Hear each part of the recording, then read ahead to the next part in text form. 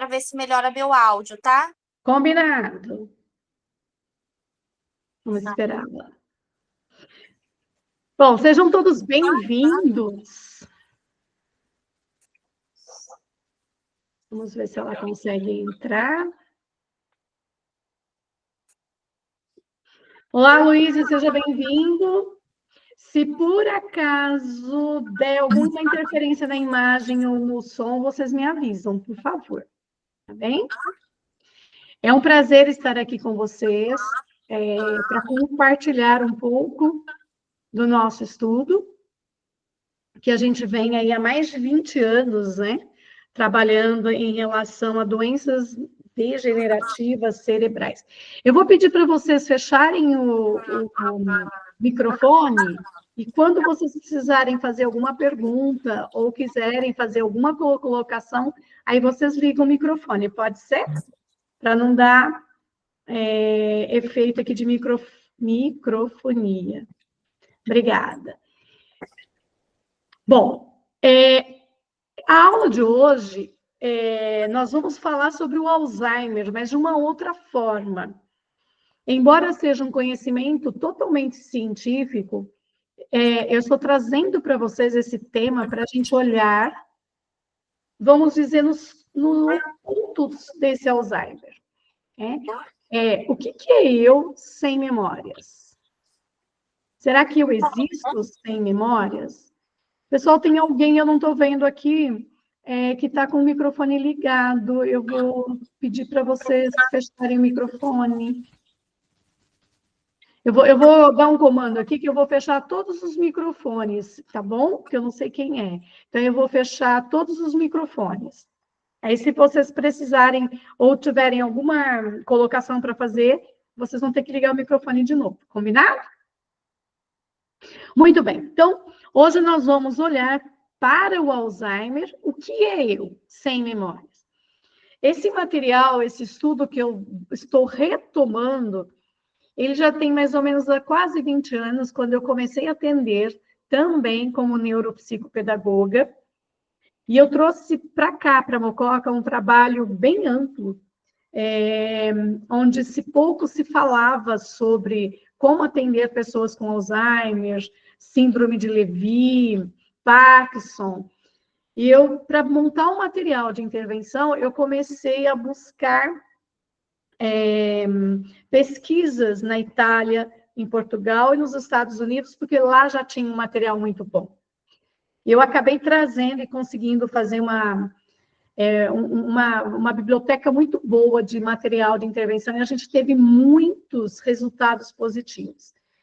E eu venho percebendo que esses últimos anos, a procura, principalmente esses últimos 6 meses, a procura foi muito grande.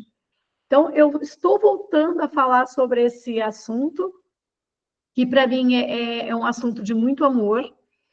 Em abril, nós vamos ter um workshop sobre Alzheimer, mas nós vamos ter outras lives menores, mais curtas, menos densas do que a de hoje.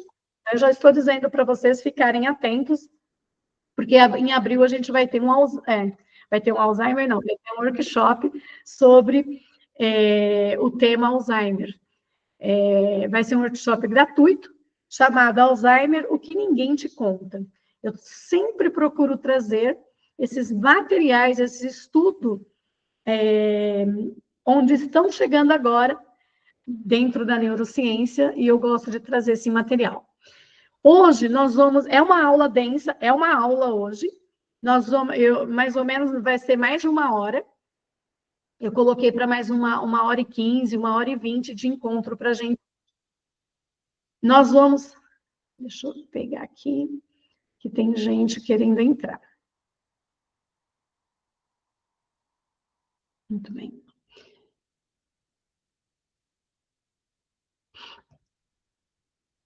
Hoje nós vamos olhar para o Alzheimer, muito antes dos primeiros sintomas, buscando lá nas experiências pré e perinatais. Vamos olhar para as memórias, será que elas são perdidas ou elas são bloqueadas? E o nosso corpo? O corpo fala antes da mente esquecer. Quais são esses primeiros sinais do nosso corpo? E o que é eu sem memórias, que é o título da nossa aula de hoje. E o cérebro como um organismo social.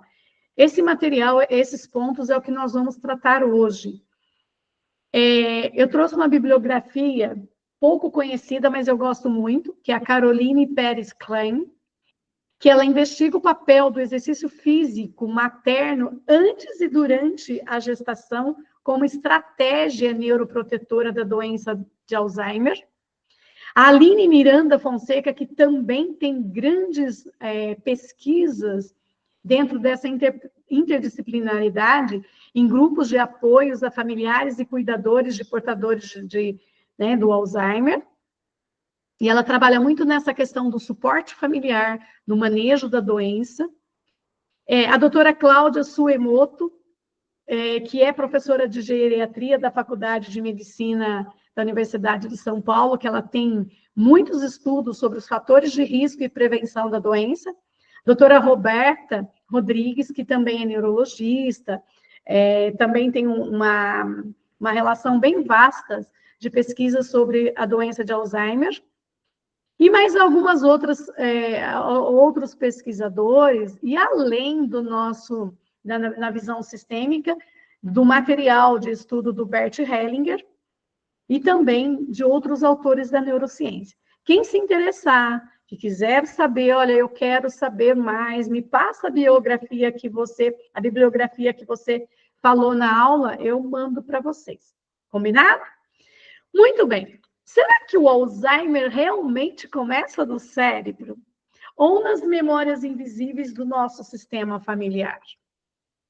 Estou colocando perguntas para a gente aquecer. Será que o Alzheimer realmente começa no cérebro? Ou nas memórias invisíveis do nosso sistema familiar? Se não me lembro mais de mim, quem eu sou? A identidade pode existir sem memória? Antes da mente esquecer, o corpo já está gritando. Então, quais são os primeiros sinais silenciosos que ninguém percebe? É dentro dessas 3 questões que a nossa aula vai se desenvolver. E nós vamos começar lá pelas experiências pré e perinatais, enxergando como elas influenciam a neurodegeneração na velhice. Eu já quero ressaltar para vocês que a aula de hoje está trazendo temas muito profundos, está trazendo uma visão muito diferente do Alzheimer, mas eu vou dizer para vocês que a ideia é aguçar a curiosidade de vocês, para vocês participarem comigo em abril do workshop. Então, eu não vou responder a todas as perguntas. A ideia é que vocês comecem a olhar para essa forma de entender o Alzheimer nascendo, gerando inúmeras perguntas que vocês nunca olharam para elas, para que a gente possa realmente trazer uma nova visão, novos argumentos lá no workshop. Combinado? Muito bem. A relação, então, entre a fase pré e perinatal e o desenvolvimento dessas doenças neurodegenerativas, por exemplo, o Alzheimer, que é um campo fascinante, porque ele traz a neurociência, a epigenética, a psicologia e também abordagens da terapia sistêmica. E quando eu olho para esse momento, nós vamos pensar, onde que eu acho aqui as pessoas que querem participar? Espera aí. Pediram para entrar? Não sei.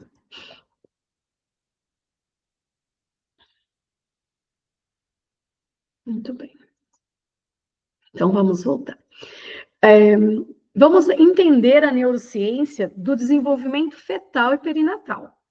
Entendendo que o cérebro começa a se formar lá nas primeiras semanas. Já nas primeiras semanas, nós temos no comecinho, nós temos o corpo, nós temos esse cérebro em desenvolvimento, que começa no 3º mês, mas ele já tem a parte do frontal, né, essa parte do tronco encefálico estruturado, e durante esse período, qualquer fator, como nutrição materna, por exemplo, hormônios de estresse, um ambiente emocional e até a qualidade do vínculo materno-fetal vão influenciar de uma forma direta essa estrutura, essa funcionalidade do sistema nervoso. Quais são, então, as principais influências que nós recebemos lá na barriga da mamãe, nos primeiros dias, nas primeiras semanas de gravidez? Primeiro, se eu tenho níveis elevados de cortisol, ou seja, se a mamãe tem esses níveis elevados de cortisol, porque ela enfrenta estresse crônico, excesso, né, desse cortisol, vai afetar o desenvolvimento do hipocampo e do córtex pré-frontal do seu bebê. Regiões como memória, cognição vão ser afetadas.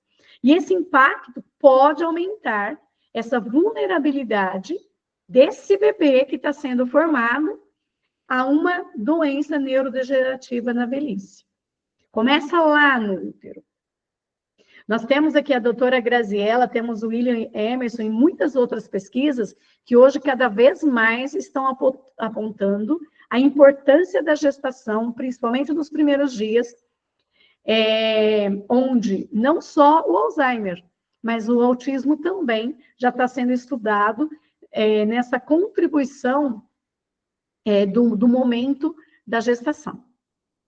Nós temos, se nós tivermos, se a nossa mamãe teve uma falta de nutrição adequada, por exemplo, deficiências nutricionais, ácidos graxos essenciais, colina, vitamina D, ferro, tudo isso, pessoal, vai comprometer a mielinização. E a sinaptogênese, isso vai fazer com que o nosso cérebro fique mais suscetível, mais vulnerável a desenvolver um Alzheimer. Um outro ponto que acontece lá no momento da gravidez, exposição a toxinas, inflamação materna, por exemplo, infecções, poluentes ambientais, substâncias químicas, podem ativar processos neuroinflamatórios precoces. Isso vai elevar o risco de uma disfunção neuronal ao longo da vida. Nós temos aqui já no momento que nós estamos dentro da barriga da mamãe, uma memória celular. E de acordo com essas abordagens que estudam, que a psicologia pré e perinatal estuda, principalmente o William Emerson, esse período intrauterino, esse nascimento, vai deixando registros muito profundos no corpo e na psique. Então, essas memórias, mesmo que inconsciente, elas vão influenciar padrões de comportamento, emoções e até mesmo uma estrutura neurológica. E como que essas experiências podem impactar lá na idade adulta ou até na velhice essas doenças neurodegenerativas? Por exemplo, o parto traumático, onde ele teve uma hipóxia neonatal. Se o bebê sofre privação de oxigênio no nascimento, isso pode levar a microlesões cerebrais, que são sutis, mas que aumentam a predisposição a uma morte neuronal, que vai ser acelerada lá na velhice. Vocês podem me perguntar, mas todas as crianças que têm essa privação, que têm essa falta de oxigênio, vão desenvolver? Não, lógico que não. Tem outros fatores que vão ajudando. Mas a gente precisa entender e olhar com mais cuidado para essas crianças que passam por algum parto traumático. Uma separação materna precoce. Tem muitos estudos que indicam que a falta de contato pele a pele imediato pode alterar circuitos de apego e de respostas a esse estresse. Por exemplo, nós vamos ter aqui o eixo EPA, que é o hipotálamo, a hipófise, a adrenal, que pode influenciar nessas doenças neurodegenerativas. Nós vamos ter também memórias somáticas de perigo, de insegurança, onde as pessoas com Alzheimer frequentemente apresentam padrões de medo, de desorientação, de um apego excessivo. Muitas dessas reações podem ter origem em experiências intrauterinas, ou mesmo lá no parto, onde o primeiro contato com o mundo foi marcado por uma insegurança, por um isolamento. Conseguem me acompanhar? É possível para vocês acompanhar esse meu raciocínio de trazer, desde a gestação, indícios que podem levar uma pessoa a desenvolver o Alzheimer? Está claro para vocês? Sim? Sim. Como que a gente consegue, através da sistêmica, da epigenética, como que a gente consegue entender e até fazer esse trabalho? Se nós considerarmos a filosofia sistêmica, que foi estudada pelo Bert Hellinger, considerando traumas não resolvidos de gerações passadas, que podem se manifestar nessas descendências, vão influenciar até mesmo a saúde do cérebro. Nós temos 2 tipos de traumas. Os biográficos, que é do momento da concepção até o momento que nós morremos, e os sistêmicos familiares, que são os herdados pela nossa família. E aonde estão essas memórias? No nosso DNA. São essas memórias epigenéticas. E essa epigenética, ela vai corroborar, demonstrando que estressores emocionais e ambientais também podem ser transmitidos transgeracionalmente. Ou seja, são herdados. Nós não herdamos só as memórias físicas, nós herdamos as memórias emocionais, as memórias do sistema nervoso, as memórias intrauterinas, as memórias físicas. Está tudo aqui no nosso registro, no nosso DNA. Então, o Alzheimer não começa lá na idade da velhice. Ele começa desde o momento da sua concepção. E quais são essas conexões sistêmicas com essa neurodegeneração?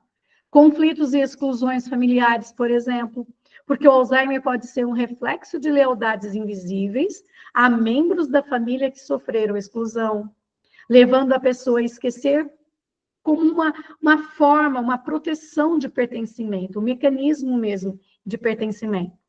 Pessoas que têm o seu histórico de pessoas da família, né, que sofreram abalos de guerra, de fome, de perdas, e a maioria, nós temos antecedentes que vieram de outros países, que passaram por esse histórico. E mesmo se nós pensarmos que todos nós somos frutos dos indígenas, porque eram eles que habitavam aqui, quantas experiências traumáticas eles viveram? Quantas experiências traumáticas os nossos avós, os nossos bisavós viveram e que ativaram padrões epigenéticos que estão afetando ainda a neuroplasticidade das suas descendências. Padrões de não querer estar presente. Por exemplo, pessoas que carregam memórias inconscientes de dor, de rejeição, podem desenvolver Alzheimer como um caminho de se desconectar da realidade, não olhar aquilo que eu estou vivendo. Do ponto de vista, se nós buscarmos a psicologia junguiana, o Alzheimer pode estar ligado a conteúdos do inconsciente pessoal e coletivo que não foram integrados ao longo da vida. O esquecimento, por exemplo, pode ser uma forma, né, de uma proteção psíquica, uma couraça contra conteúdos que foram reprimidos desde a fase perinatal. Dentro dessa filosofia da somática, da psicologia somática, ela coloca que reforça o corpo, armazena traumas, então ela reforça essa couraça, mesmo quando a mente consciente não se lembra deles, mas está lá. Até porque, até 7 anos, tudo que a gente vive está lá na amígdala cerebral. A partir dos 6, 7 anos, quando o nosso hipocampo está pronto, a gente começa a lembrar o que a gente viveu. Mas está ali, está guardado, está armazenado, mesmo que a gente não tenha consciência. E muitos idosos que desenvolvem o Alzheimer demonstram padrões de retração, de rigidez muscular, de gestos repetitivos, que podem ser resquícios dessas experiências perinatais que foram traumáticas para eles. Então,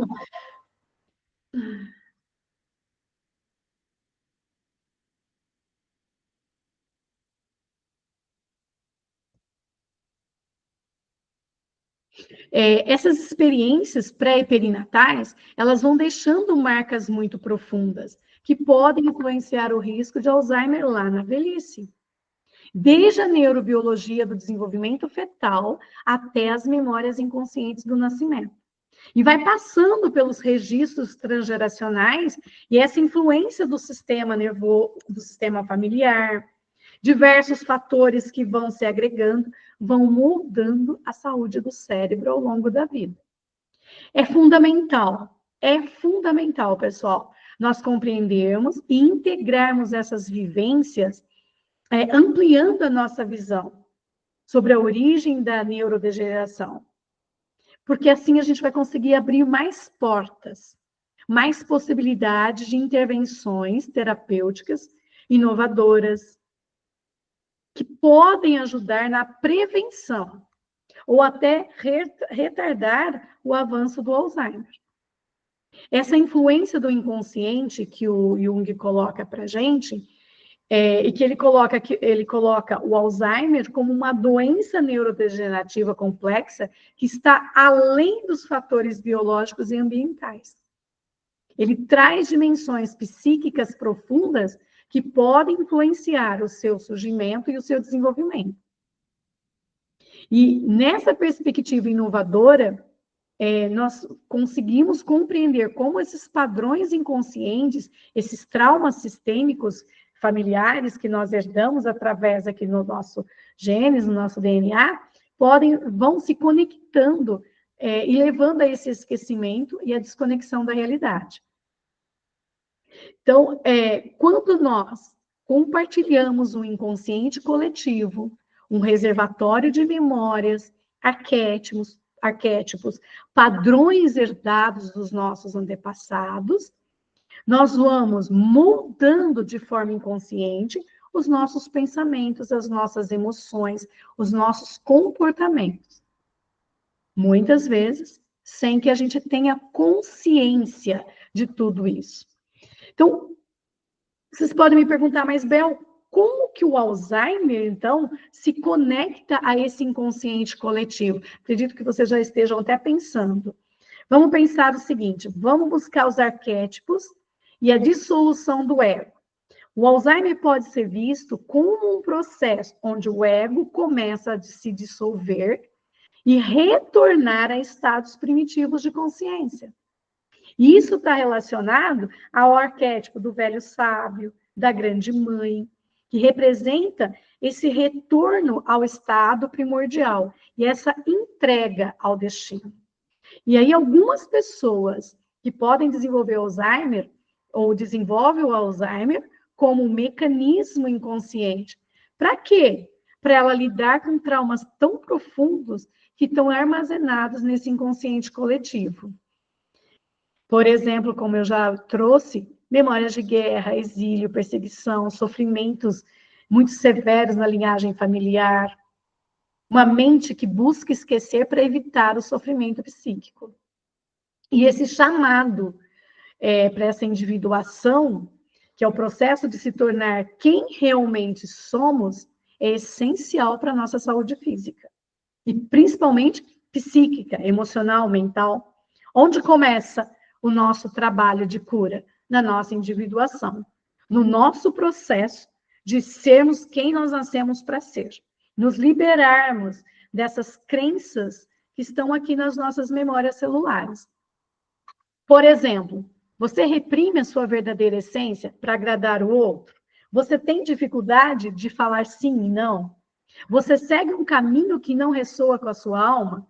Tudo isso, no final da vida, pode representar e apresentar um Alzheimer como uma forma de escapar daquilo que você nunca pode ser.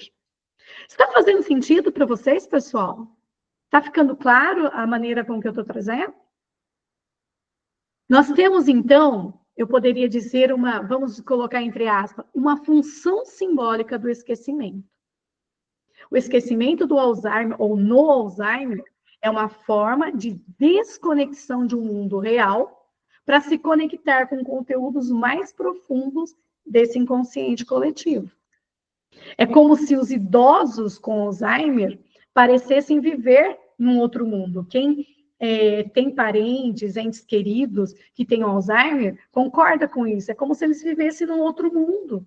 Como se eles estivessem acessando um plano muito diferente dessa nossa realidade consciente. E esses traumas, esses padrões emocionais que são transmitidos de geração em geração, que pode resultar nesse Alzheimer, muitas vezes vêm desses conflitos não resolvidos no próprio sistema familiar. Quais? Lealdade invisível, eu esqueço para pertencer. Eu posso desenvolver um Alzheimer como um reflexo de uma lealdade oculta a um antepassado que sofreu uma exclusão ou uma injustiça. Por exemplo, um membro da família foi expulso, foi rejeitado, sofreu um grande trauma. Um descendente vai desenvolver essa doença como uma forma de se esquecer. Esquecer da própria identidade para manter esse vínculo inconsciente com esse antepassado. Onde estão essas memórias? No nosso corpo, no nosso DNA. Um outro ponto, peso dos segredos de família.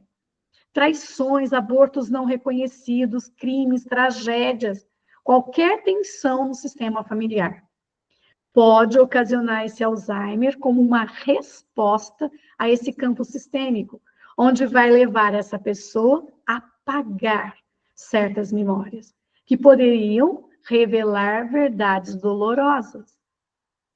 Também um desejo inconsciente de voltar para os antepassados. Em muitos casos, pessoas com Alzheimer começam a chamar pelos pais, pelos avós falecidos.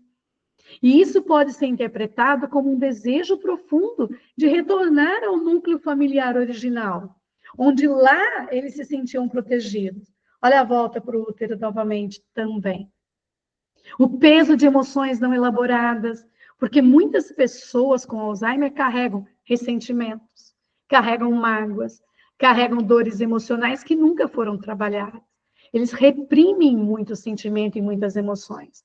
Então, o Alzheimer é uma forma inconsciente de se desligar dessas emoções, desses sentimentos. Ou seja, eu estou deixando para trás aquilo que não foi resolvido. Quais são a forma, ou quais são as intervenções terapêuticas que nós podemos trazer para amenizar essa situação? Primeiro, trabalhar dentro desses mitos, desses arquétipos, para que a pessoa reconheça essas crenças, esses mitos, esses arquétipos que ela trouxe como herança genética para trazer à consciência esses padrões inconscientes. Nós podemos usar sonhos, imaginação. Aqui dentro, eu estou trazendo essa forma de trabalhar, considerando a psicologia junguiana. Nós podemos trabalhar com sonhos, com a imaginação ativa, para acessar esses conteúdos profundos, que está influenciando o esquecimento. Podemos trabalhar com a expressão simbólica por meio da arte terapia. Vocês já ouviram falar que Alzheimer gosta muito de música, de pintura? Por quê? Porque ele está trabalhando o inconsciente. Ele está permitindo que esse inconsciente possa se comunicar, mesmo que ele não consiga interpretar aquilo que ele desenhou, que ele escreveu, que ele pintou. Se nós olharmos para a visão sistêmica, para a filosofia sistêmica, nós temos as constelações familiares, que podem trazer à tona padrões ocultos que estão contribuindo para essa desconexão com a realidade. Onde nós vamos trabalhar exercício de reconciliação, ajudando a liberar essas lealdades. Portanto, quando a gente olha para esse Alzheimer, a gente tem que entender que ele é muito mais do que apenas um problema neurológico. Ele é um chamado do inconsciente, para que a gente consiga lidar com aspectos muito profundos da nossa psique, tanto individual quanto coletiva. Esse esquecimento é apenas uma jornada para dentro do inconsciente coletivo. para que a gente consiga, através de uma terapia sistêmica, por exemplo, buscar esses padrões transgeracionais que estão deixando essa pessoa vulnerável a desenvolver uma doença do Alzheimer. Quando a gente consegue entender essas influências, a gente consegue abrir novos caminhos para intervenções muito mais profundas, muito mais integrativas, onde nós vamos trabalhar nesse resgate da memória, da identidade dessa pessoa que está apresentando esse Alzheimer. Certo? Tudo bem? Muito bem. Nós temos também uma outra forma de compreender o Alzheimer, e eu estou trazendo para vocês o Freud, psicanálise, onde ele coloca, ele vê o Alzheimer como a repressão, e uma repressão das mais importantes. Ele coloca que o Alzheimer não é apenas uma doença neurodegenerativa, mas é um fenômeno psíquico que está relacionado à repressão de memórias e a conflitos emocionais ao longo da vida. Percebe que ele está reforçando tudo que eu já falei para vocês? Desde os momentos pré-natal, que está ali, perinatal, que está no começo da gestação, todo esse processo vem sendo reforçado por Freud. E o que é uma repressão? É um processo inconsciente pelo qual conteúdos mentais que são dolorosos, que são sofridos, que não são aceitáveis, são afastados da nossa consciência. Se nós afastamos da nossa consciência, onde eles vão armazenar? Ou ficar armazenados? Lá no inconsciente. E esses conteúdos, portanto, eles vão incluir traumas, desejos proibidos, experiências dolorosas, vergonhosas, emoções que não foram elaboradas. Por exemplo, vamos considerar que uma pessoa teve um trauma infantil muito intenso. Ele pode não se lembrar conscientemente do ocorrido, mas essa memória reprimida pode influenciar a sua vida adulta por meio de sintomas de ansiedade, de comportamentos inexplicáveis. E aí a grande questão, meus queridos, é o seguinte: o Alzheimer pode ser compreendido como uma forma extrema e biológica de repressão.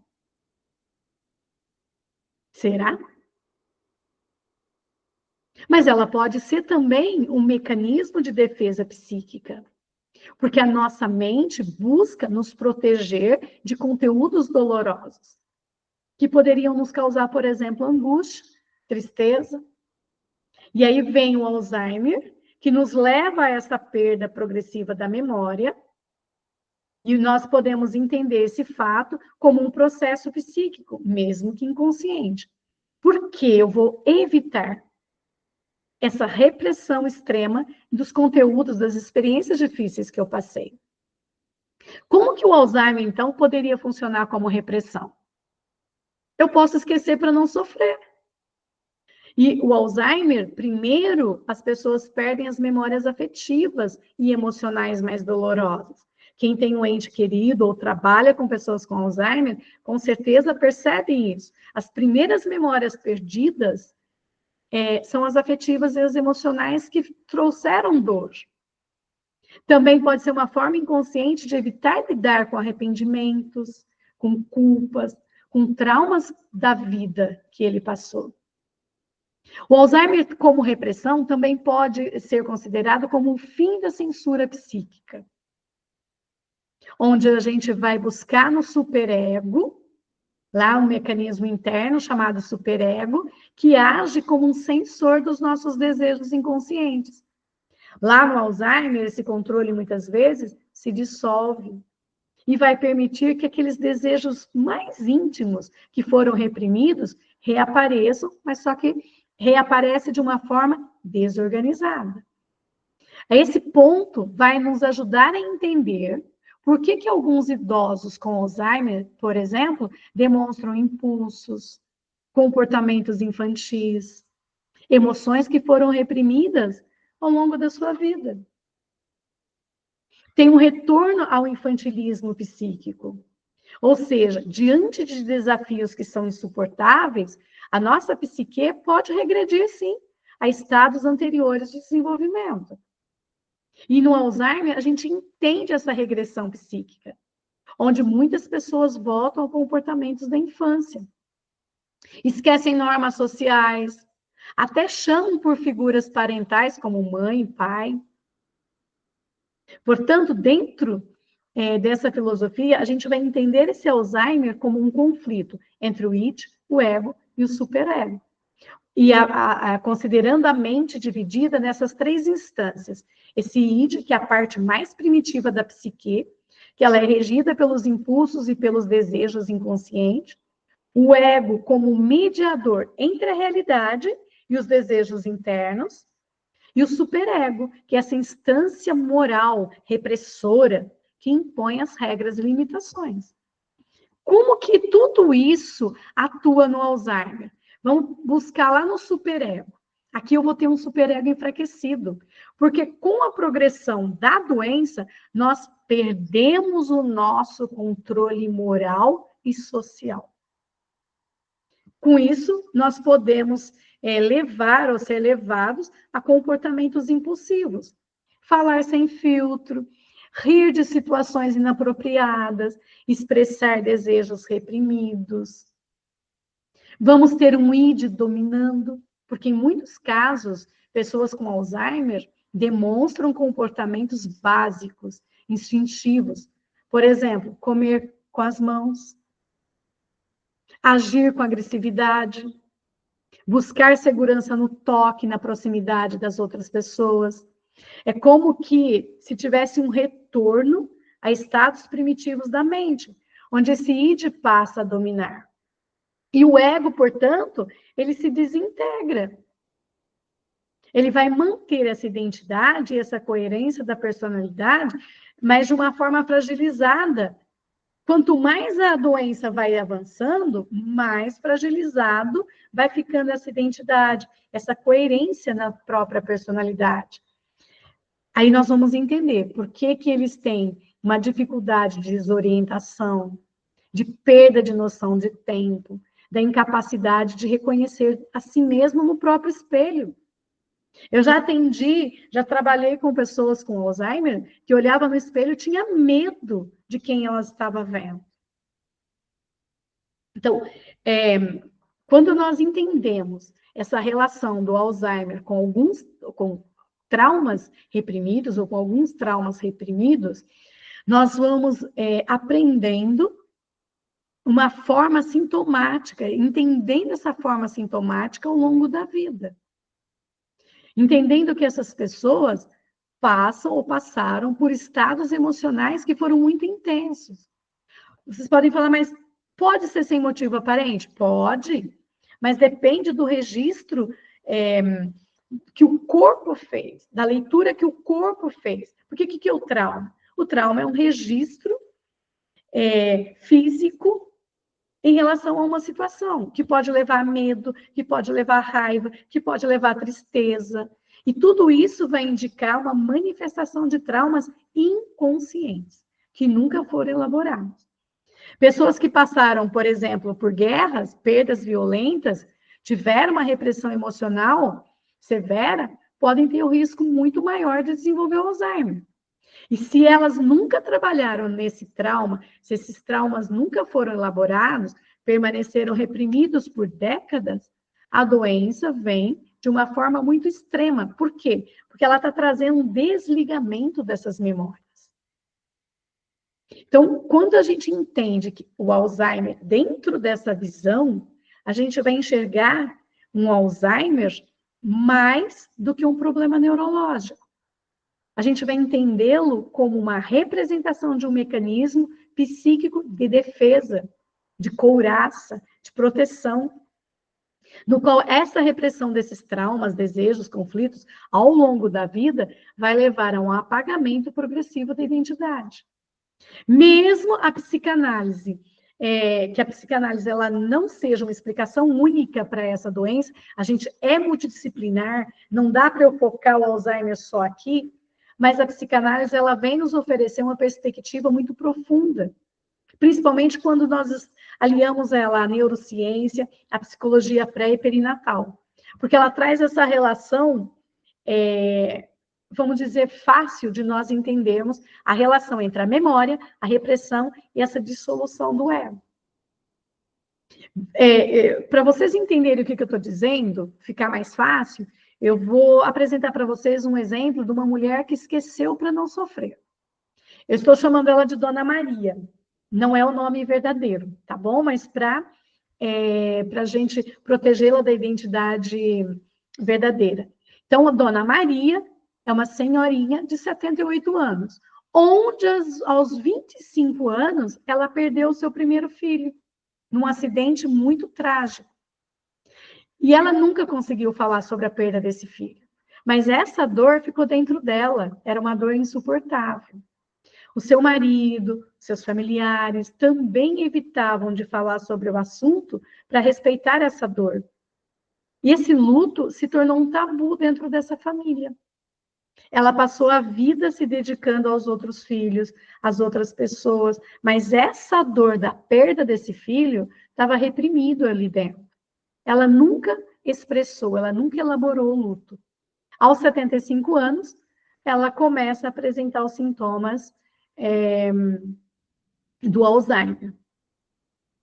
Qual foi o primeiro esquecimento? Ela não considerava o filho falecido. E sempre que ela era questionada, ela dizia que ela tinha apenas 2 filhos, que eram os vivos, os que sobreviveram. E era muito tranquilo para ela falar que ela tinha só 2 filhos. Quando nós tivemos aí um avanço na doença, no estágio da doença, ela passou a chamar a filha viva pelo nome do filho falecido.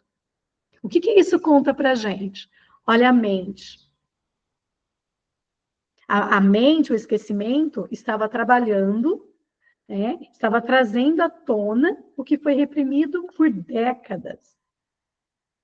Nós vamos olhar o Alzheimer nesse caso, compreendendo ele como uma repressão extrema de uma dor muito forte dentro de uma mãe. Essa doença foi um mecanismo de defesa, uma couraça, uma proteção para evitar esse sofrimento que nunca foi falado, que nunca foi elaborado. Aqui nós temos o ego enfraquecido. A barreira de repressão caiu. Permitiu que a Dona Maria, através de todo esse conteúdo reprimido, fosse emergido, mas de uma forma distorcida, de uma forma dolorosa, tanto para ela quanto para os entes queridos. Vou trazer também um outro caso para vocês, de um médico, o Dr. Roberto, que também eu troquei o nome dele, tá? 82 anos. Ele cresceu num ambiente extremamente rígido, onde ele não podia expressar emoções. Porque se ele expressasse as emoções ou sentimento, era considerado fraqueza. Ele vem de um pai muito autoritário, onde o tempo todo ele ouvia: homens não choram, engole esse choro, menino. Se tornou um médico cirurgião muito famoso, mas aprendeu a manter totalmente o controle emocional. Como? Reprimindo sentimentos e emoções ao longo de toda a sua vida, de toda a sua carreira. Ele perde a esposa, não demonstra tristeza e nunca falou sobre a sua infância traumática. Quando ele começou a desenvolver o Alzheimer, ele começa a chorar frequentemente sem motivo. Tem crises de pânico quando ele vê crianças. É como se olhar uma criança, algo assustasse muito, profundamente. Quando ele passa por algumas sessões de terapia, ele vai descobrindo que ele também sofreu um abuso emocional na infância, mas nunca tinha falado sobre isso.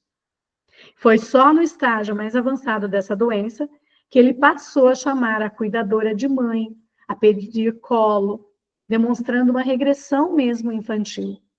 Olha como fica essa estrutura psíquica, que foi rigidamente controlada pelo superego. Mas aí vem o Alzheimer, desintegra essa barreira, permitindo que conteúdos reprimidos possam vir à tona.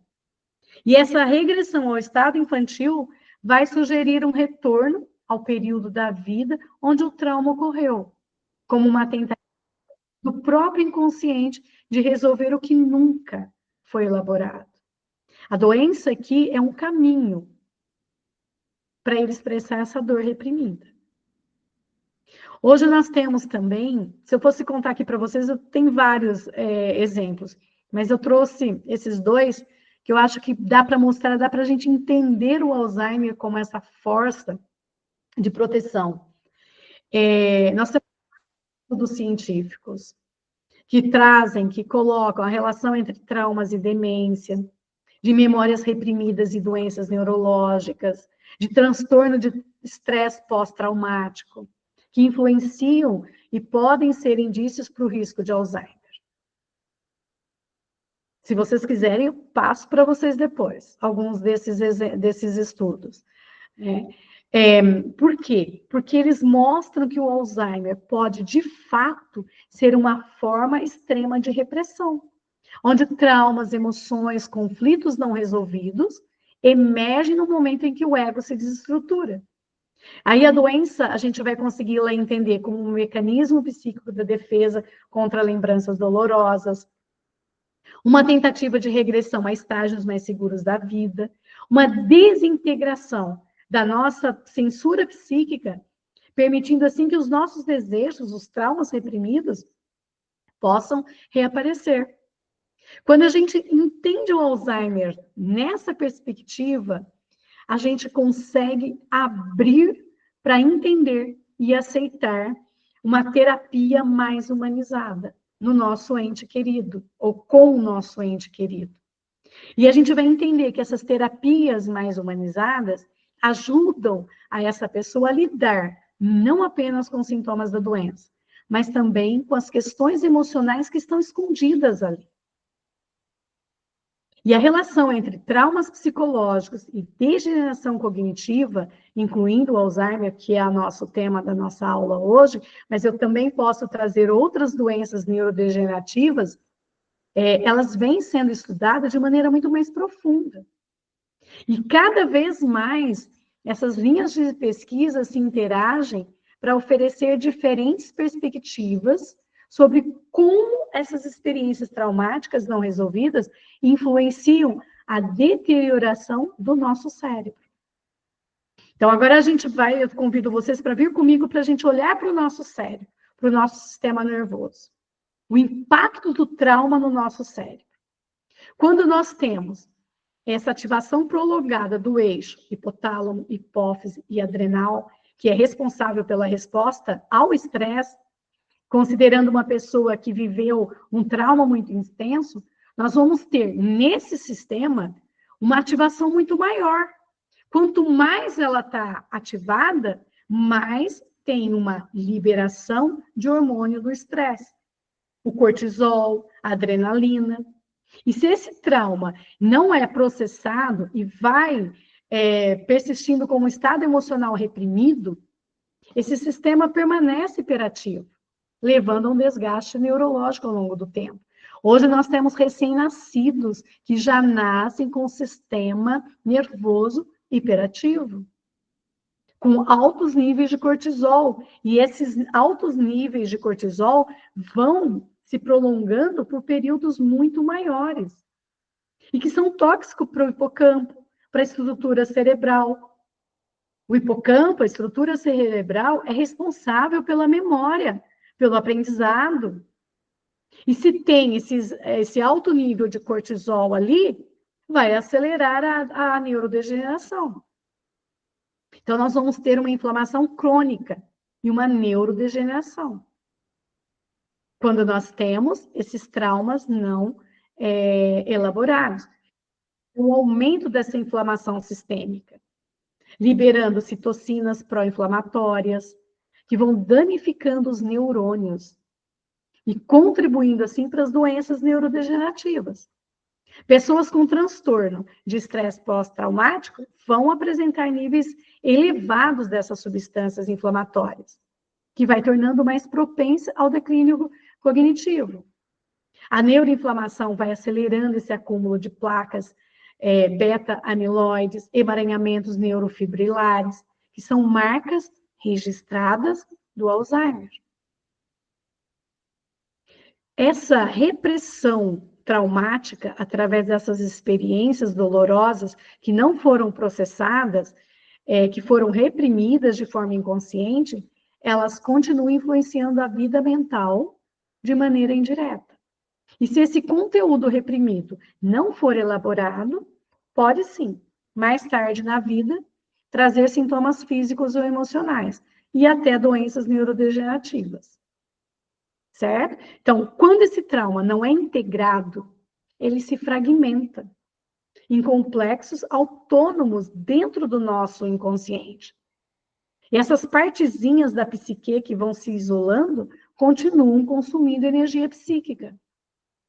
Ou seja, nós vamos ter uma deterioração da consciência e da identidade.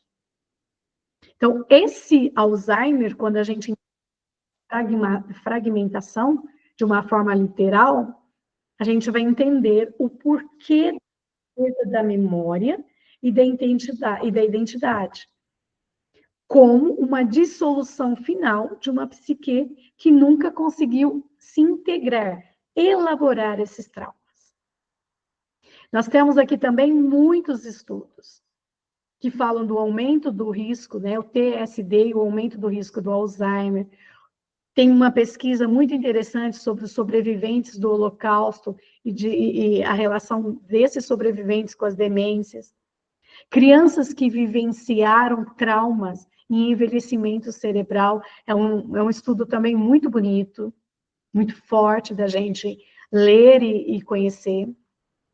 E aí vocês me perguntam, mas, Bel, como é que a gente pode processar tudo isso, elaborar traumas para prevenir essa neurodegeneração? Primeiro, terapia de revisitação da história da vida. Trabalhar com esses traumas reprimidos que estão aí e que podem ajudar a reduzir essa carga emocional, essa carga psíquica, que pode contribuir lá na frente para que cada um de nós que estamos aqui venha desenvolver o trabalho com a terapia somática, que são técnicas que focam no corpo para liberar tensões armazenadas, configurar o sistema nervoso. Constelação ajuda e muito, porque ela vai ajudar a ressignificar essas memórias familiares que estão influenciando a degeneração cognitiva.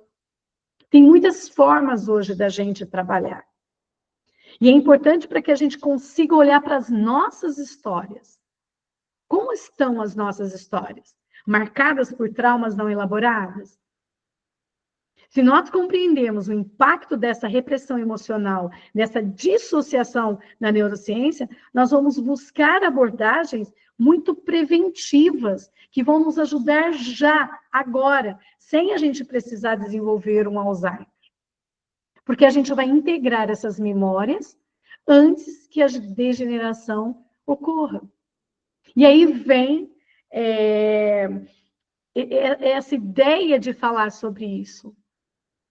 Que o corpo fala antes da mente esquecer. Antes que a memória comece a falhar, o corpo já dá sinais sutis. E muitas vezes a gente ignora esses sinais. Só que a gente já está começando um processo neurodegenerativo. Por exemplo,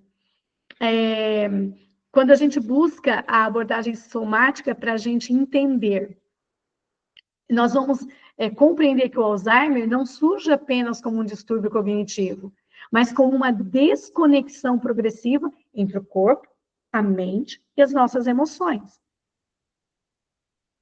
Porque o nosso corpo armazena as memórias, os traumas ao longo da vida.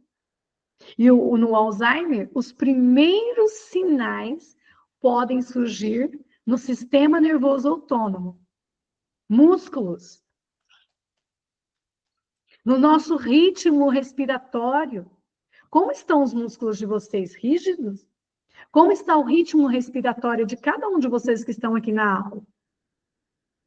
A gente já consegue entender antes das falhas cognitivas se tornarem mais evidentes, mais visíveis. O corpo avisa antes da mente esquecer, por meio das tensões musculares, das alterações posturais, dos padrões de movimentos desorganizados. Vamos ter memórias traumáticas não elaboradas, que sobrecarregam o nosso sistema nervoso, e aí acelera o declínio neurológico. Nós vamos ter o nosso hipocampo, que é o nosso centro da memória, a amígdala cerebral, que é responsável pelas emoções, interagindo diretamente com o corpo, o que significa que esses traumas emocionais vão ser expressos fisicamente. Já está contando para a gente. O nosso corpo fala. Antes desses outros sintomas do Alzheimer aparecer. Ou seja, espero que fique claro para vocês. O Alzheimer não começa no útero. Ah, desculpa, gente. O Alzheimer não começa no cérebro. Quando está no cérebro, ele já está avançado, mas ele já dá sinais na forma do nosso corpo, como a nossa mente, perderam a conexão ao longo da vida. Dissociei corpo e mente. Desconexão corpo e mente. E aí a gente vai ter uma alteração na postura e na coordenação motora, pequenas mudanças na forma de caminhar, passos mais curtos, hesitação antes de se mover, instabilidade postural, dificuldades em movimentos simples, como se vestir, segurar objetos, tendência a enrijecer certas partes do corpo, especialmente ombros, mandíbula. Por que acontece isso? Porque o nosso córtex motor e os gânglios da base começam a ser afetados antes do declínio cognitivo. E isso vai alterar nossa coordenação motora, nossa praxia, fina e grossa. Nós vamos ter também uma respiração irregular, bloqueios diafragmáticos, ou seja, começamos a ter uma respiração mais curta, mais superficial, como se nós estivéssemos sempre em um leve estado de alerta. Vamos ter momentos de apneia emocional, onde a pessoa prende a respiração sem perceber, uma sensação de peso no peito, uma dificuldade em soltar o ar completamente. Por quê? Porque o nosso sistema autônomo, que é responsável pela respiração e pela regulação do estresse, começa a sofrer uma desregulação. Podemos apresentar tremores, pequenos tremores nas mãos, nos dedos, principalmente quando nós vamos segurar objetos. Movimentos repetitivos inconscientes, como esfregar as mãos, balançar os pés constantemente. Redução da expressão facial, como se o rosto estivesse congelado. Por que acontece isso? Devido à degeneração dos circuitos motores, que prejudica a nossa capacidade do nosso corpo de executar movimentos fluidos, movimentos harmoniosos. Podemos ter dores musculares, rigidez sem causa aparentes. Sabe aquelas dores inexplicáveis na região lombar, cervical, nos ombros? Uma maior sensibilidade a toques, a mudança de temperatura. Aquela sensação de peso no corpo, como se estivessem sempre cansados. Por que acontece isso? Porque o corpo reage ao declínio cerebral com tensões musculares crônicas, como uma forma inconsciente de resistência ao processo neurodegenerativo. Podemos ter também uma mudança no olhar, na expressão facial, ou seja, sabe aquela dificuldade em focar o olhar? Ou movimentos oculares mais lentos? Uma expressão facial neutra, parecendo que está ausente, mesmo em momentos de emoção. Olhar perdido, dificuldade em acompanhar um diálogo com os olhos, porque a comunicação entre o sistema visual e o cérebro começa a ser comprometida. O Alzheimer não começa no cérebro. Ele é também uma desconexão do corpo e mente. E antes da mente esquecer, o nosso corpo já está perdendo a conexão com a realidade. A degeneração do nosso cérebro não acontece de forma isolada. Ela reflete o enfraquecimento dessa integração corpo, emoções e memórias. E essa abordagem somática propõe que nós podemos reconectar essa relação, ajudando a retardar a progressão da doença por meio de técnicas corporais. Nós temos que ficar atento com o nosso corpo. porque ele nos traz um alerta precoce. O Alzheimer não surge assim de repente. Ele já se manifesta no corpo antes da mente começar a esquecer. Então, os primeiros sinais não são apenas os esquecimentos que a gente costuma olhar, mas as mudanças sutis no nosso movimento físico, na nossa respiração, na nossa postura, na nossa expressão facial. Eu espero que vocês guardem isso, para que vocês possam observar o corpo de vocês como uma ferramenta fundamental para diagnosticar precocemente esse Alzheimer.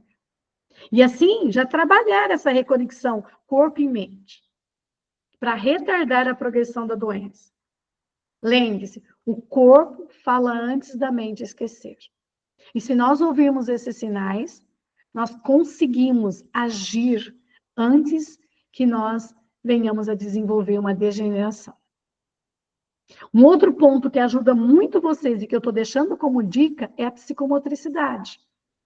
A psicomotricidade, o toque terapêutico são abordagens poderosas para retardar o avanço do Alzheimer, porque vai trabalhar na reconexão entre o corpo, mente e emoções. Antes da degeneração cognitiva se aprofundar, o nosso cérebro já está dando sinais, mesmo que sutis, dessa desconexão com o corpo. E essas informações, essas intervenções, podem fortalecer as redes neurais que são envolvidas na memória, na cognição e no movimento. Nós temos muitos estudos que mostram a importância da psicomotricidade no cérebro e no Alzheimer. Porque a psicomotricidade estuda a relação entre movimento, emoção e pensamento. E no caso do Alzheimer, ela vai ajudar a estimular o sistema próprio perceptivo, que é a percepção do próprio corpo no espaço, que começa a falhar já nos estágios iniciais da doença. Vai fortalecer as conexões sinápticas, reduzindo o impacto da morte neural. Vai ativar circuitos motores e cognitivos simultaneamente, ajudando na plasticidade cerebral. Vai trabalhar na memória corporal, na rotina motora, preservando as habilidades por mais tempo. Vocês já devem ter visto os idosos que podem esquecer até de como que escova o dente. Mas se ele for guiado, orientado dentro desses movimentos da psicomotoramente, o corpo vai lembrando antes da mente recuperar a sequência do ato. Uma outra dica que eu posso deixar para vocês, trabalharem com o ente querido, é os benefícios do toque terapêutico na neuroproteção. O toque tem um papel essencial no Alzheimer, porque ele ativa regiões do cérebro que estão ligadas à segurança, à memória afetiva, à organização corporal. Isso vai ajudar na redução da ansiedade e do estresse. Porque geralmente tem pessoas que são agitadas, que são confusas. Então, o toque libera a ocitocina, a endorfina. São hormônios que acalmam o sistema nervoso, que reduz o cortisol. Vai diminuir, assim, a inflamação neural.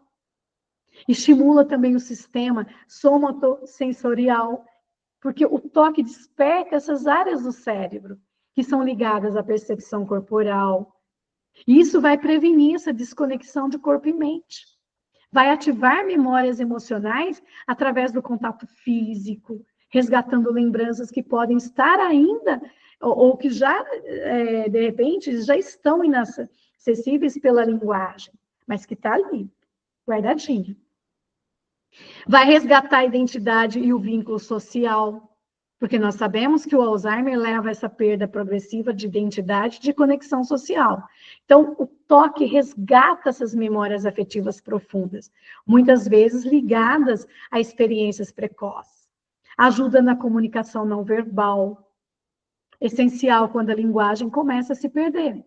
Por exemplo, uma pessoa que não reconhece mais os filhos pode se acalmar ao sentir o toque familiar. Porque a memória tátil vai ativar registros emocionais inconscientes. Então, nós temos aqui exercício com coordenação motora, caminhadas rítmicas e conduzidas, atividades lúdicas com objetos, técnicas de toque terapêuticas, massagens com pressão suave, toque rítmico nas costas, estimulação tátil com texturas diferentes. Tudo isso são exercícios que podem ajudar trazer novamente esse estado de calmaria, de reativação de algumas memórias.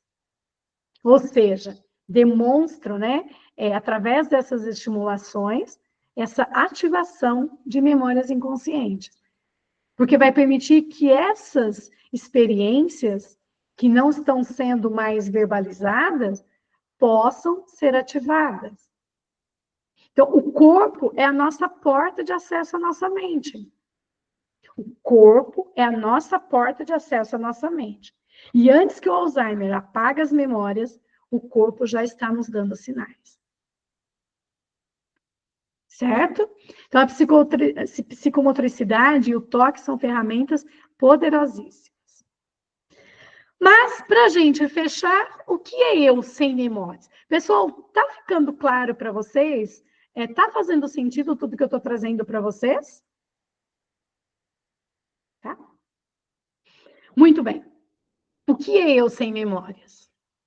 Nós sabemos que a memória é a âncora da identidade. Quando nós lembramos de quem fomos, quando nós lembramos dos rostos das pessoas que nós amamos, das histórias que nós construímos. Mas o que acontece quando a memória se apaga? Se eu não me lembro mais de mim, será que eu ainda continuo sendo eu? E o Alzheimer nos força a encarar um dilema muito filosófico e profundo. A identidade pessoal depende da memória ou há algo mais fundamental que vai nos definir? O eu e a memória. A relação entre a identidade e a memória. Quando a gente busca a filosofia, nós vamos compreender que a nossa identidade pessoal está na continuidade da memória. Ou seja, eu sou a mesma pessoa hoje porque eu me lembro de quem eu fui ontem. E se a memória desaparece, a minha identidade se desfaz. E no Alzheimer, o esquecimento progressivo destrói essa continuidade. Mas será que a memória é a única forma de ser eu? Nós temos aí filósofos que contestam essa visão, que dizem que o eu é uma ilusão, que nós somos apenas um fluxo de percepções momentâneas. O David Hume, ele diz que, mesmo que a memória desapareça, a identidade nunca foi fixa, mas um processo em constante transformação. Ou seja, o eu de uma pessoa com Alzheimer ainda existe, mesmo que essa pessoa mude a cada instante. A identidade não está apenas na memória, mas no corpo e na relação com o mundo. Esse eu persiste na forma como o corpo sente e reage. Uma pessoa com Alzheimer pode esquecer o seu nome, mas o corpo ainda reconhece o toque de um filho, a melodia de uma música da infância, porque a existência é marcada pelo ser no mundo. O Alzheimer desconstrói uma narrativa pessoal, mas o eu ainda se manifesta na forma como a pessoa interage com o ambiente, mesmo sem palavras ou lembranças. O eu pode existir além da memória, na maneira como nós sentimos e nos relacionamos com o mundo ao redor. Mas, se nós pensarmos numa identidade sem memória, o que resta? Se a memória desaparece, o que permanece? Permanece o nosso corpo, como guardião da identidade, porque o corpo se lembra antes da mente. Pessoas com Alzheimer que esqueceram seus nomes, elas ainda conseguem reconhecer gestos, cheiros, sons, uma música que desperta uma emoção profunda, mesmo quando as palavras já não fazem sentido. Permanecem as emoções, porque elas são mais fortes que a lembrança. Alegria, medo, afeto. Um abraço pode provocar um sentimento de pertencimento, mesmo sem a lembrança do porquê. Permanece essa conexão com o outro, que mantém o eu vivo, porque a identidade também é social. Mesmo sem se lembrar dos seus familiares, uma pessoa com Alzheimer pode se sentir seguro na presença de alguém que ela ama. Pode demonstrar reações de carinho e de conforto. Então, nós temos aqui o Alzheimer e um paradoxo dessa existência. Ou seja, o Alzheimer nos confronta como um paradoxo. E, ao mesmo tempo que dissolve a memória, ele revela o que o eu é algo além dela. Se eu não me lembro mais de mim, ainda sou eu? Talvez a resposta esteja em um novo olhar. O eu se define apenas pelo passado lembrado ou não?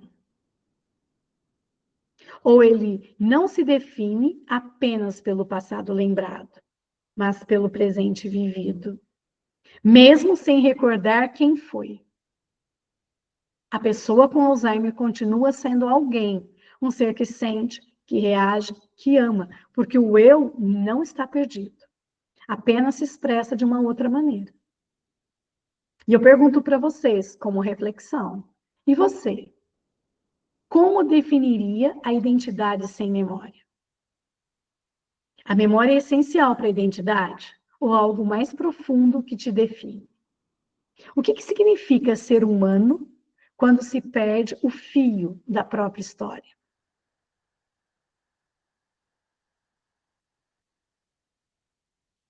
Muito bem.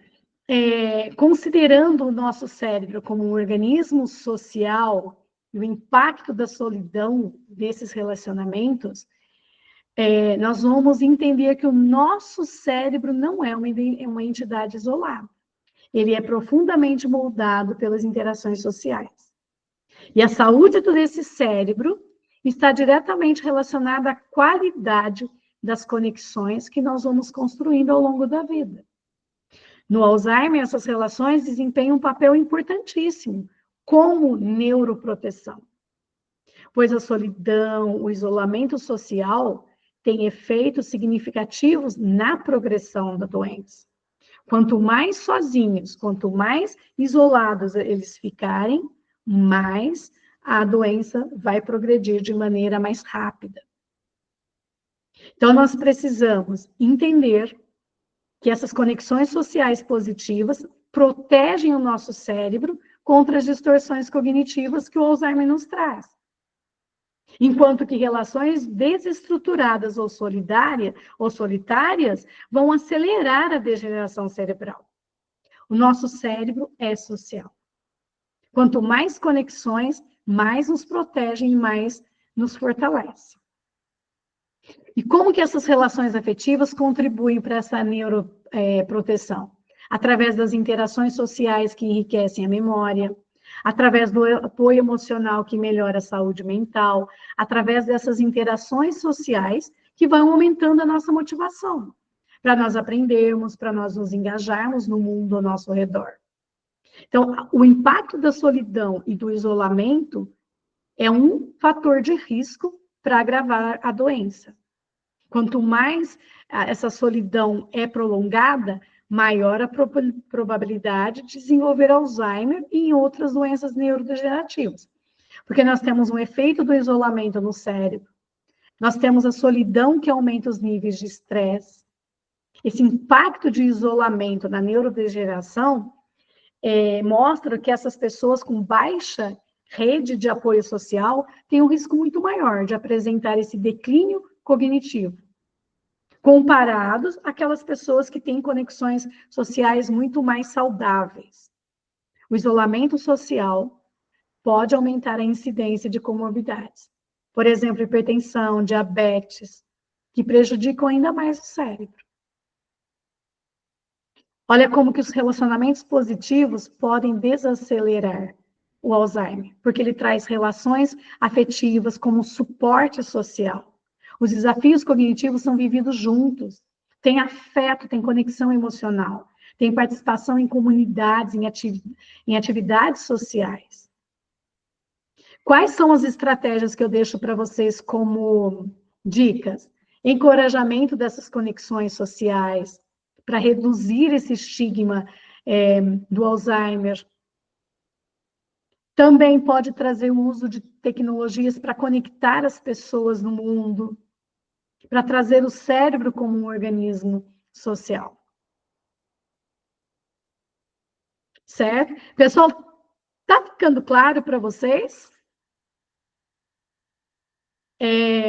Eu quero agora trazer para vocês para a gente finalizar o nosso encontro, a nossa aula de hoje, um ponto de reflexão que eu venho me colocando muito.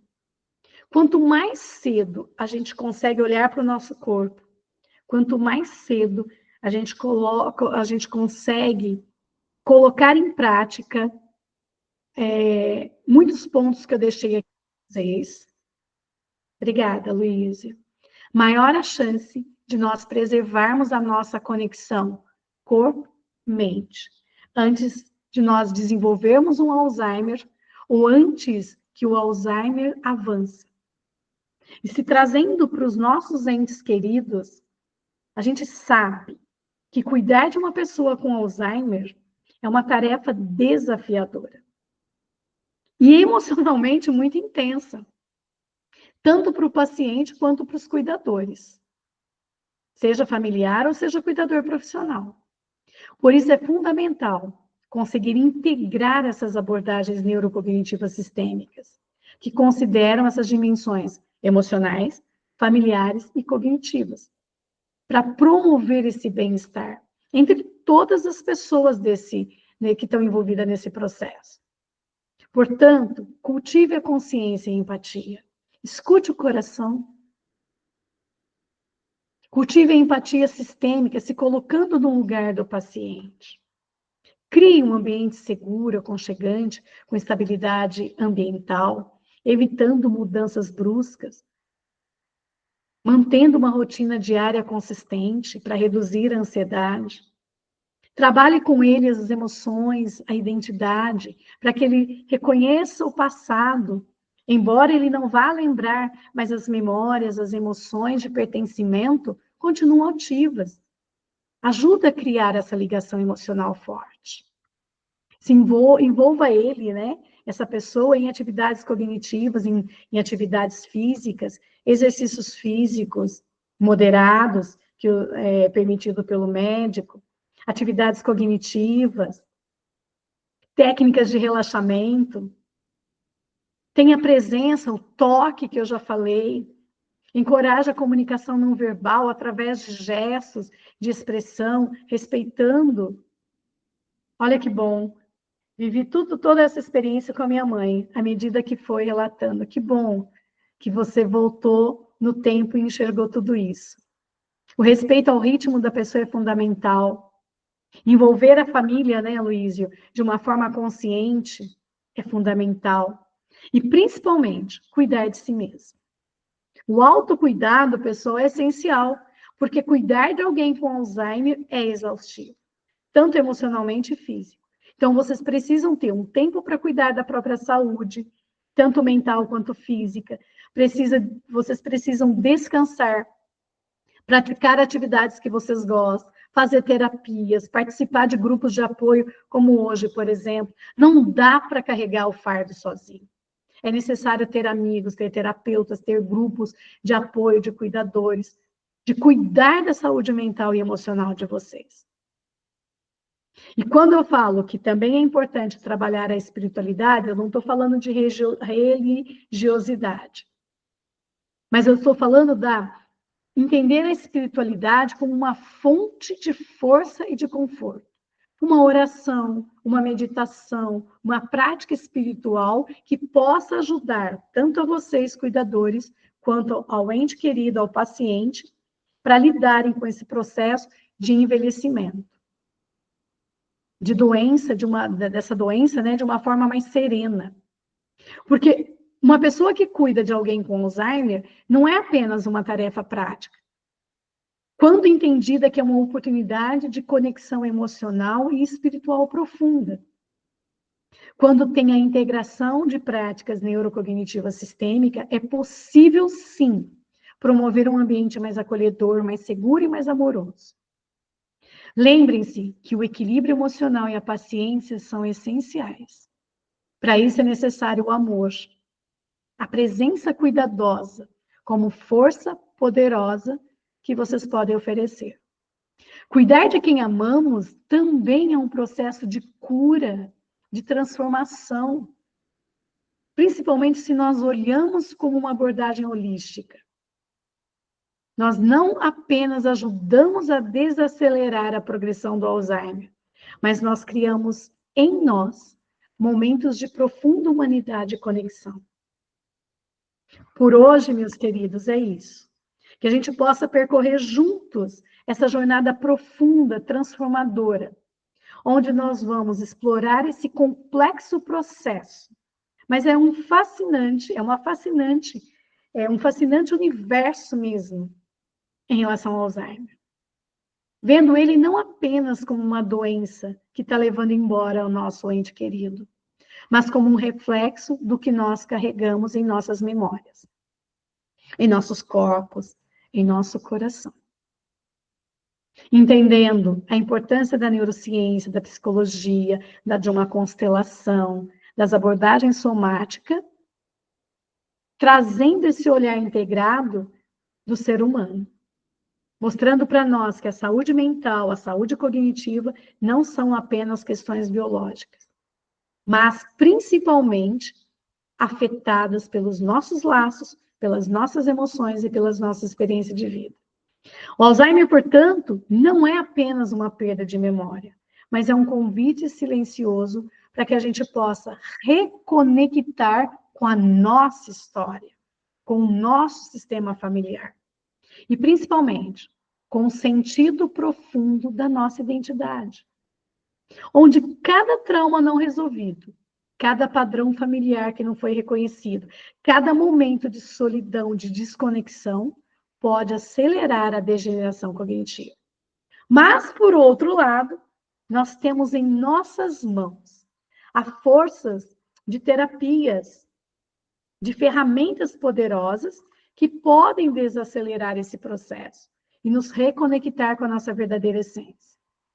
E ao final dessa aula, eu quero dizer para vocês, o corpo fala antes da mente esquecer. Cada gesto de carinho, cada palavra de acolhimento, cada olhar amoroso pode fazer toda a diferença na trajetória de alguém com Alzheimer. Somos seres sociais, interligados por fios invisíveis. E as nossas relações têm um poder imenso de cura. Quando nós compreendemos esse impacto da nossa história, das nossas relações, a gente consegue criar um futuro mais pleno, mais saudável para todo mundo. Que cada um de nós, que cada um de vocês, ao sair dessa aula, possa levar consigo a certeza de que o poder do conhecimento, aliado à compaixão e à conexão, pode transformar não apenas o tratamento de doenças como o Alzheimer, mas, sobretudo, a vida de cada ser humano que cruza o nosso caminho. Essa era a mensagem da aula que eu queria deixar para vocês hoje. Agora eu gostaria que vocês ligassem a câmera para a gente tirar uma foto. E, se possível, eu vou contar até 3. Conseguem todo mundo ligar a câmera para eu tirar foto? Não? Ó, 1, 2. 1, 2, 3.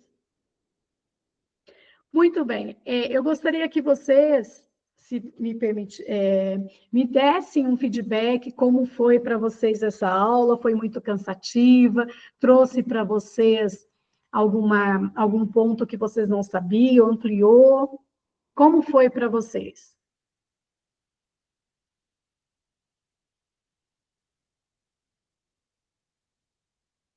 Podem ligar os microfones, por favor.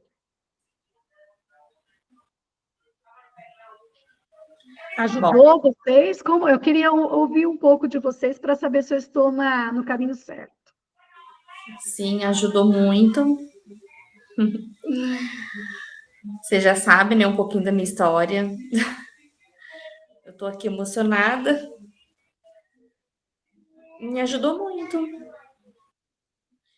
É muito interessante. Gostaria de ter ouvido isso antes das minhas gestação, né? Que eu poderia ter me cuidado mais. E acho que é de extrema importância. Como isso é importante? Acho que você tem que deixar em aberto essas informações, porque todos precisam saber disso, para a gente ter um futuro, sabe? Melhor, né? Para essa nova geração que vem vindo, né? Saber se cuidar e para gente que está vivendo, né? Essa situação também saber lidar. Muito Patrícia, obrigada. libera a culpa. Você está sabendo hoje porque hoje você tem a maturidade emocional que você precisava ter. Está fazendo sentido porque é hoje que você precisava ter ouvido essa aula. Lá, antes de você ter seus filhos, talvez você não fizesse sentido. E agora você já sabe que isso pode ser, vamos chamar de corrigido? Dá para corrigir. Uhum. Né? Dá para trabalhar de uma forma mais positiva. O importante é isso. Eu também deixei marcas muito profundas nos meus filhos. Quem não deixou aqui? Mas a gente faz com amor, a gente deu o melhor de nós. Só que hoje nós temos muitas ferramentas para a gente saber que a gente pode fazer diferente a partir de agora. E isso que é importante. Dá para resgatar, dá para trabalhar tudo isso que ficou. Obrigada pelo seu feedback. Para mim é muito importante. Mais alguém gostaria de colocar para mim o feedback, por favor? Oi, Béldia. Oi, Heloísio. Não, eu ia até complementar com a Patrícia, que é tão bom quando nós tomamos consciência, né? Aí sim a gente pode fazer algo. Né? E a transformação vem exatamente nessa consciência que é tomada, né, Bélgia? E tudo que você falou hoje vem muito de encontro, né, com o que eu experienciei com a minha mãe, né? E o que me ajudou também foi essa consciência, principalmente, eu já tinha essa formação da psicanálise clínica, então essa abertura de consciência, do entendimento dessa dinâmica, e também algo que você falou, eu achei muito importante, Belde, tudo, né, que você falou foi muito pertinente, mas a questão dos traumas, né? O quanto que é estritamente necessário a gente ter coragem de olhar para esses traumas, para essas dores, porque eu sempre coloco, né, para as pessoas, muitas vezes não dá para a gente fazer aquela terapia selvagem, né, que as pessoas falam, né, arrancar. Espera aí, deixa eu só carregar o meu computador.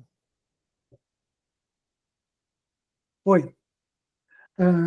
Não dá para a gente fazer aquela terapia selvagem de arrancar, né, tirar do inconsciente do cliente, né, mas dá para a gente preparar ele para ele se sentir confortável e seguro para poder vir à tona, né, essas memórias, o quanto que é necessário. Então, hoje, eu entendo, né, minha mãe, quantos traumas ela teve durante toda a sua vida e não teve recursos, né, para poder colocar para fora, para poder compartilhar, para poder trabalhar essas dores, né? Então, quanto que um preço, né, que infelizmente nós pagamos muitas vezes, né? Então, foi muito rico tudo isso. Então, eu queria compartilhar isso com vocês. Obrigada, Luiz. Obrigada mesmo. Pompeu, Eliane, Verônica, maravilhosa aula, muito esclarecedora. Gratidão. A gratidão é minha, Verônica. Alguém quer fazer mais algum, colocar mais algum comentário? Ô, Bélgia, Pode falar. Para mim, sinceramente, foi tudo novo. Tudo novo, entendeu? Uma área que eu nunca tinha pensado. Tudo que você falou, a maioria das coisas que você falou, eu nunca nem pensei nisso. Nunca nem pensei nisso. E agora eu vou passar a pensar. Entendeu? Que bom. Eu vou passar a pensar. Mas você se expressou muito bem, você tem um vocabulário fabuloso, entendeu? Dentro da área, que eu desconheço até muitos dos termos que você usou, né? Mas eu fiquei emocionado de ver como que você se portou trazendo esses ensinamentos que, para mim, a maior parte foi coisa nova, mas que vale, apesar da minha idade já, mas que sempre é tempo de aprender, né? Sempre é tempo de aprender. E eu aprendi muito com você. Desejo que Deus abençoe você. Tá? Boa noite. Pompeu, muito obrigada pelo teu comentário. E foi muito bom o teu feedback, né? Porque quando você fala para mim em tudo novo, eu tentei usar uma linguagem mais simples, porque para a gente que está dentro da área, eu tentei tirar alguns termos, mas tem alguns que não dá. Eles precisam ficar, alguns termos científicos mesmo. Mas eu espero que eu tenha sido, vamos dizer, inteligente para expressar com amor o que eu queria dizer para vocês, o que eu queria trazer sobre o Alzheimer. Porque o Alzheimer, ele é uma fonte de amor. E eu queria muito trazer essa aula, não só especificamente como uma forma científica, mas como uma oportunidade da gente olhar como uma expressão de amor mesmo. Então, eu espero que, para mim foi muito importante você fazer esse comentário e dizendo que foi tudo novo, mas mesmo assim você conseguiu aprender muito. Foi muito importante ter você aqui no nosso momento. Muito obrigada. Dole uma, dole duas, dole três, mais alguém ou podemos fechar? Bom, pessoal... Oi, Adenólia, pode falar, meu amor. Foi tudo muito bom, você explicou muito bem, a explanação foi maravilhosa, como sempre, né? Então, e eu achei interessante que você falou da importância do toque, né? Aí eu lembrei da barra de axis que você falava. Ela ajuda muito no Alzheimer, né? Eu achei muito bom. Aí você falou dos toques, eu falei, a primeira coisa que eu lembrei foi muito legal. Obrigada, valeu. E tem massagem terapêutica também, né? As massagens, É que a barra ela vai nos pontinhos ali, né? Já, certo? Com certeza. Por isso Obrigada. que a gente entende a contribuição dela, né? Mas é isso mesmo. Obrigada, Adenólia. Eu que agradeço. Pessoal, foi muito importante para mim ter vocês. Espero que lá em abril a gente continue junto no workshop. Vai ser um workshop também gratuito, porque eu resolvi trazer mesmo para vocês rever todos esses temas e caminharmos juntos com conhecimento. A Jaque Belde, adorei ter assistido essa aula sobre o tema e gostaria de participar em um workshop, com certeza. Oi, Olísia, pode falar. Você levantou a mãozinha, você quer falar alguma coisa? Lizinha, você quer fazer algum comentário? É só abrir seu microfone. Acho que não. Pessoal, gratidão por vocês estarem aqui comigo e que a gente possa caminhar junto. Grande beijo na alma de vocês. Até mais. Até. Boa noite. Boa noite. Boa noite.